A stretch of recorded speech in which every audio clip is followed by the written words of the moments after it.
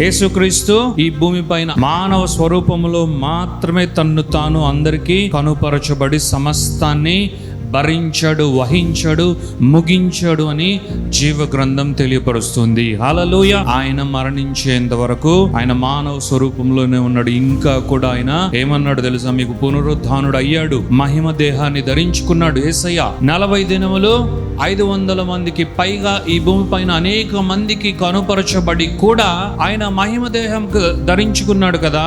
ఇక గాయాలు, తర్వాత ఎక్కడెక్కడైతే ఆయనకి ఈ బ్రూసెస్ ఇవన్నీ ఉన్నాయి, అవన్నీ చూపించాల్సిన అవసరం ఏముంది?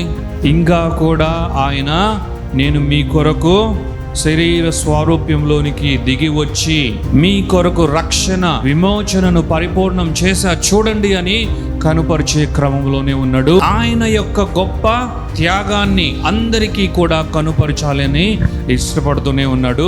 శరీర స్వరూపంలోనే నేను ఇవన్నీ చేశాను, ఇంకా కూడా మీరు నా యొక్క చేతుల్లో ఇంప్రింట్స్ మీరు చూడొచ్చు, గాయములు మీరు చూడొచ్చు, నా కాళ్ళలో చూడొచ్చు, పక్కలో బల్లెపు పోటు కూడా మీరు చూడొచ్చు అని ఇదంతా కూడా ఆయన కనుపరచడం జరిగింది. హల్లెలూయా.